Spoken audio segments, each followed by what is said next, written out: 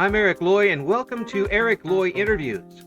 On this podcast, we talk to folks from the VTuber community about their channels, their talents, their stories, where they come from, and their plans for the future.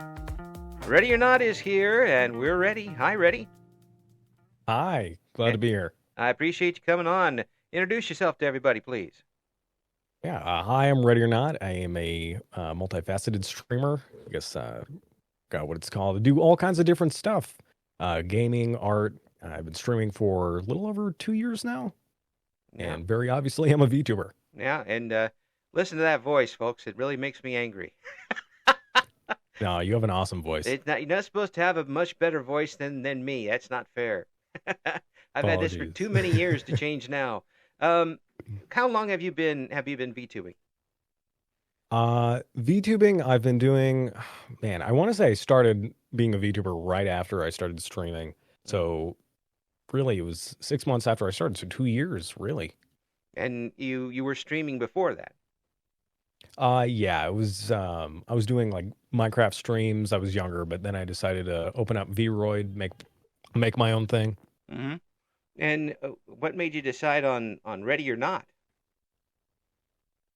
It's actually my sister came up with the idea. I wanted to always be a storytime animator, Mm-hmm. and I needed a good name. And my sister said, "Hey, you know, you're never prepared for anything. Why not do Ready or Not?" And it's stuck ever since. And that's how it came to be. What do you like to stream mostly? I want to say that I like to stream art, but I stream mostly video games. Mm-hmm. So you do art and video games. I do, yeah. So what type of art do you usually put on? For the majority, it's more character designs. We're just doing some fan art on the occasion. Mm-hmm. Do you requests? I do, yeah. Yeah. They request me to never do art. Keep that in mind. Yeah, they tell me, Eric, don't ever try, and believe me, it's a good thing. But do you take commissions for it? I do. I actually just opened up commissions a few months ago for the first time. Very excited. And that could be good. Have you done? Are you going to do something like draw online and then try to sell off of that? Yeah, I'm right now I just opened up an Etsy shop where you can look at my art that I've put out and commission me for any kind of drawing that you want. I do banners for Twitch, emotes, custom drawings, really anything that you want. Were you an artist before you decided to do this, or have you just kind of picked it up recently? Picked it up actually as I started streaming. I used to hate art with a passion, and then now it's just become something I really love. Just another reason for me to be angry. Somebody just picks it up and goes, and here I am, absolutely useless as far as that goes. Now, you're not useless. As far as art goes, it is. Boy, I can't do stick figures, so Hey, fair enough. We all start somewhere. It's really bad. But it's great that you've been able to do this and basically walk right into an audience with your streaming as well. Yeah, it's yeah, I'm definitely a niche streamer. I got a very set audience that's, pretty particular what I do, but it's good. I'm glad. As far as gaming goes, what type of games do you usually have on? I used to do a lot more FPS, but right now I'm doing more roguelike MMORPG. Just recently finished or started playing My Friendly Neighborhood, which is pretty fun. Yeah, I've seen a lot of that. That's pretty interesting. Have there been any games that have been more popular for you as far as streaming goes? Yeah, when Lethal Company really took off, I got the game a little earlier, right before it launched, to popularity, and that got me a lot of attention, which was nice. How big did you like your company? Some folks try to get as much chaos as possible, but I don't see that anybody gets anything done in that chaos. What type of range did you have? Are you like for player size in the lobby or? Right. Yeah, I'd say around maybe 6 people was kind of the sweet spot. Anything more, you get chaotic, and there's people blowing up with jetpacks and Yeah. tasers. Yeah. It's pretty hard to keep that many people focused on anything. Definitely, definitely. And definitely when one person goes, everybody else goes as far as that's concerned. But so Absolutely. you started that pretty early. Was it easy for you to pick up people to go on with when you had such early access? It was a little difficult, honestly, because a lot of people were wanting to do stuff on their own. There were a lot of solo players because the multiplayer servers hadn't gained ton of popularity yet. Right. Uh, and even just finding lobbies, you had to find the right Discord platform, or just Discord server, or some way to communicate. So it was kind of a nightmare in that sense. I was it. Could you play that with one? I've seen some people try, but they don't get very far. Can you do that as a solo player? Uh, I mean, with my talent, absolutely not. I die instantly, but some other people definitely. Well, I haven't seen one yet. That would be really really tough to do. But when you got that going, what did you go to next? After Lethal Company, it was I really. Oh man, I couldn't even tell you. I've played so many different things. I'm kind of flaky. I don't stick to one thing necessarily. I get bored. Well, I mean, you're reflecting the audience, though. I mean, the audience obviously sticks with you. You said you have a good core that sticks with you. So, is it where you kind of get the feeling of what your audience is participating in? Oh man, it'd be more Minecraft. I got invited to a Minecraft server with some other fellow streamers, and that has gotten the community pretty interactive. So Well, that's always a standby. You always yeah, get them up definitely. on Minecraft. The only thing I was able to do on Minecraft with my grandson is um, is kick the animals to death. That's about the only thing I could do. And then he told me I couldn't play with them anymore. So there's that. The As far as getting other people involved, have you been able to develop good relationships online with other VTubers? Yeah, I like to think that I'm pretty good when it comes to collabing. I joined in the same server you did. It was the VTuber Academy, Hmm. and the majority of my collabs happened through there. Hmm. And it was seems to be a pretty good um, network hub to be able to reach out to some folks. They keep it pretty clean. Absolutely. Yeah, it's super clean, super well done. If you want to collab, just open up a forum and you got somebody. Yeah, it would be tough. It's tough for some folks to reach out on their own and do something like that. And it'd be tough to be trusting enough to put them on your channel. Have you had any problems with that in the past with somebody who just wasn't a fit for you?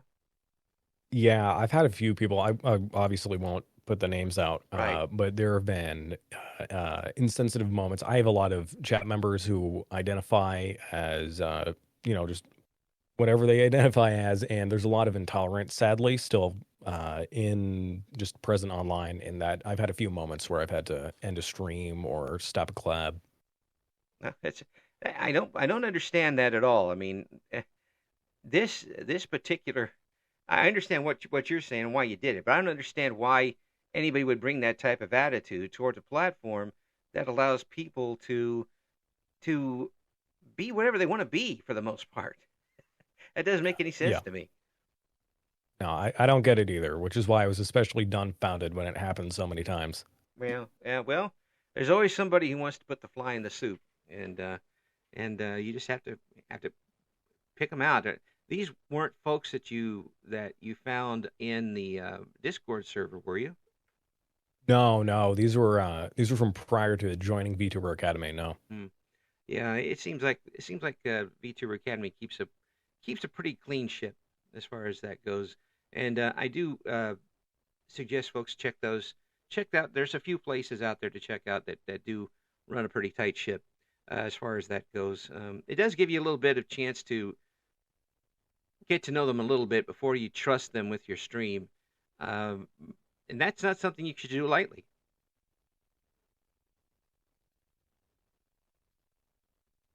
I think it's Yeah, sorry. no problem. It's not something you should do lightly. It very much represents you online. Yeah, I think that's part of the fear of collabs that people have too, is just you don't want to give a bad image of yourself or somebody else. So people tend to stay quiet. Like I notice a lot of VTubers that I met that are newer don't push for collabs, which is really, you kind of need to for networking. Mm. And you need to kind of go cross-platforming too. I see a lot of folks are uh, using Twitch and YouTube, kind of using one to promote the other, using clips and such. Is that part of your strategy?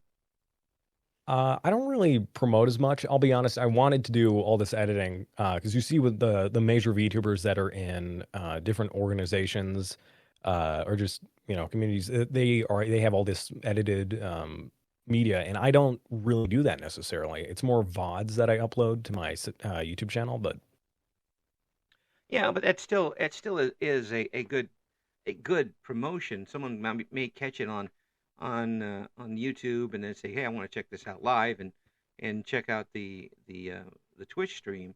I do see a lot of people using editing out little shorts and putting it on, and that seems to catch people as well. Is that something you might think of in the future? yeah, I actually I attempted to put out a few shorts because I've noticed that short form content is watched a lot more. If you look at the stats, it's just they skyrocket. If you find a good way to edit one of your videos, you get a lot of attention. Mm. It's a I tell people you still got to market every once in a while. That's an old radio Yeah. thing, but the marketing is there, and you've got to hit the right audience. Do you think you've hit your audience, the right demographics for what you want to do? You know, I'd say almost. I'm really close to where I want to be. Obviously, I want to be a little larger than where I'm at now. I think I'm at roughly 500 followers. But my community wise, just in the common thought, I guess, the acceptance and the tolerance, and just the kind of the good vibes of friendship. I think I've hit that pretty well. Well, you got to build a good base too, and from that base comes a lot of things. You get loyal people who will stay through thick and thin, and want to continue to come back to see your content. As long as you keep like a regular schedule. Have you been able to do that? Yeah, I stream solely on Saturday at the moment. I Hmm. was trying to move towards Wednesdays too, but just my schedule doesn't allow that. Life gets in the way, and and you have to work around it as much as possible. And some folks just don't have the big paying jobs to uh, to take whatever time they can to do whatever they want. But it seems like you've got things going pretty well for yourself into the new year. Have you already hit some of Yeah, your goals this year? I have actually. Yeah, 500 followers was one of my big ones, just to see, hey, could I even get this big in the time that I'm streaming? And I hit that, so I'm very proud. And affiliate, which was massive for me. Oh, that is big, and maybe you could help us out here and tell folks listening what that means to you as a streamer, getting that affiliate. Yeah, for me, I it took about 2 years. All like the entire time I was doing the streaming, I could not get affiliate up until recent, and the it was kind of a proving to myself that I was a good streamer. That confirmation that I was good enough to be streaming with everybody else. Because there's a major imposter syndrome that I think a lot of us feel, and affiliate or just getting something close to that, it really helps. Imposter syndrome. You think is that something that is helped or hindered by the fact that you use a model? I think it's helped by the fact that I use a model. Uh, I think me, myself, and a lot of other people included use our models to kind of save face in a sense, or just create a different kind of persona, if that makes any sense. And that kind of helps get rid of the negative feelings I provide towards myself. I think it makes a lot of sense, and it provides you just that extra bit of armor from what's going on. If it, it, it's tough sometimes when you're putting yourself in front of any audience, whether it's 500 people online, whether it's 1,000 people you're standing in front of, or how many people are on the radio. You're always putting yourself out there, and there's some weak spot that someone out there with a typewriter or a computer can hit. Have you been able to avoid that so far? I have, luckily. I think I stay pretty good in the eyes of the public. Keep ducking, Yeah, because dodging and weaving. yeah, it happens sooner or later. But it always remember that there are people who there's just going to be people who don't like what you're doing, no matter what you're doing. You could be Mother Teresa saving everybody in a certain country, and someone's still going to say, you have your cross on backwards or something. There's somebody gonna pick on you no matter what, and Yeah, someone's always upset. yeah, and or jealous, one way or the other. Hmm. Like I'm jealous of that voice. I'm going to steal it. I'm gonna Oh no, I need it. I'm It's my gonna brand. I'm gonna do that the AI stuff and just steal that voice. What do you think about that Oh man. AI stuff going on now? I think it's both good and bad. There was kind of a similar thing that happened with. I'll just equate animation. When we first got 3D animation, a lot of people were really upset about it, Hmm. and they thought that it was an easier way. It was cheaper. It was lazy. Uh, and I think that's kind of the same feeling a lot of people, myself included, have towards AI. As an artist, AI art obviously drives me nuts. But regardless, I think what people have to realize is it's going to be used no matter what we do. So the best way to deal with it is to learn how to use it and make it work for you. Kind of lasso the bull before it gets out of the gets out of the cage. It's I look at it at a way from the old radio side where we lost a lot of jobs in radio throughout the 90s and early 2000s to automation and people. We were dropping people left and right in the radio industry. I don't want to see that happen where a lot of VTubers and creators and singers lose their abilities to an AI where they don't have to have that person there. They just need to sample their voice once. Yeah.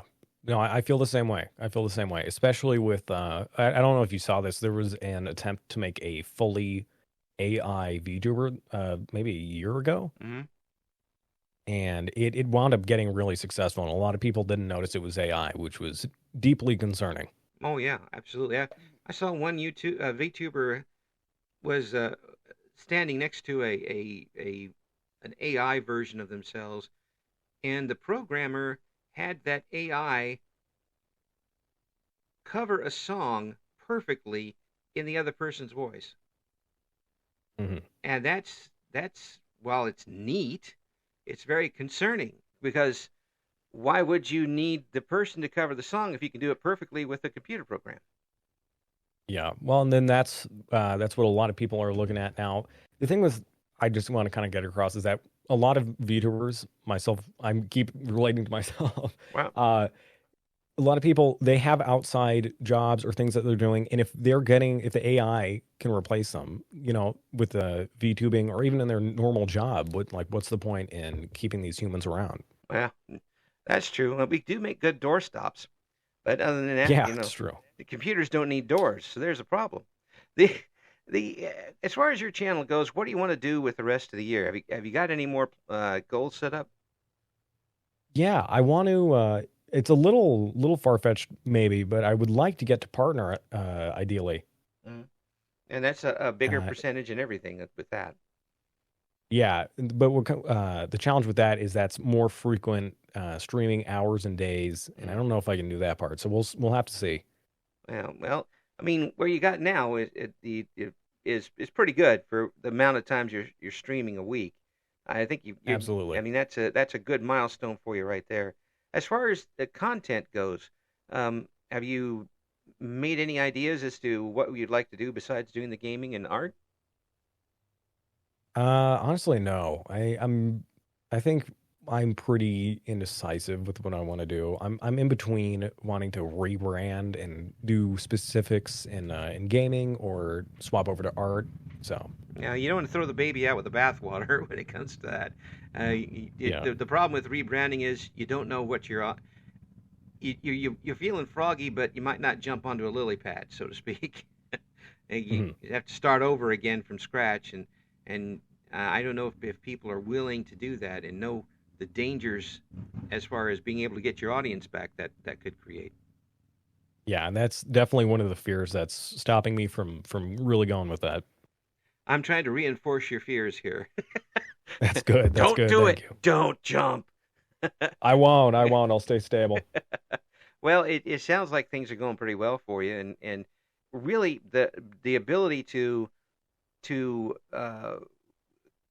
coordinate with other VTubers and learn from them and get some good working relationships going seems to be a really good way to get your name out there and to get your product across.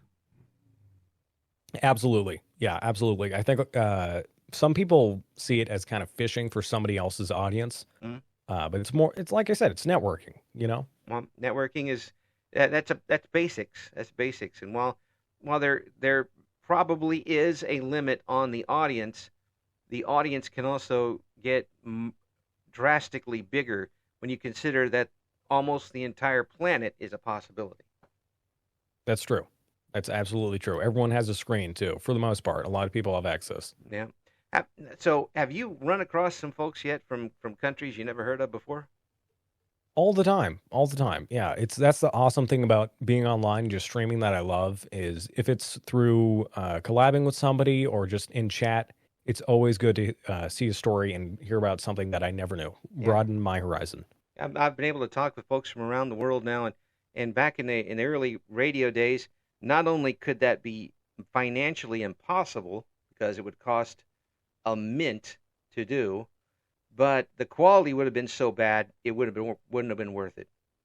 It would have That's been like fair. Yeah. yelling into a tin can Mm. quality. It really would have been tough, and now I could talk to somebody on the other side of the planet upside down if I want to. Technology is incredible. Yeah, Technology is incredible, and I'm very humbled by it fair at enough. this point. But it Same. sounds like you've got it pretty well corralled. I try to, but I'll say I'm no stranger to scuff. I definitely pull up my stream sometimes and everything falls apart. So Well, that's the non-AI human spirit there. yeah, And keep going. that's what makes us human is the and people stick with you. People relate to that, and I think that's what will keep us ahead of the AI game for a little while anyway. Absolutely. I think it's the human touch that everyone's going to be striving for, you Yeah. know? So I really, ready or not, I really do appreciate you coming on. It's been a pleasure to talk with you. For folks who want to get to your streams and get to your VODs, how can they do that? Yeah, so you can find me over on Twitch at Ready or Not Anim, ANIM, and on YouTube, it's the exact same. Yep. And we'll have those links for you coming up in the description. Ready, Ed, it's been a pleasure. Thanks for coming on. We'll get you on again soon. You get anything big coming up, let us know. I will. Thank you so much for letting me be here. Sorry, I'm tired, man. Been a long day. Ready or not, thank you for being on the show. Thank you for listening to Eric Loy Interviews. Join us again next time when we talk to another member of the always interesting VTuber community.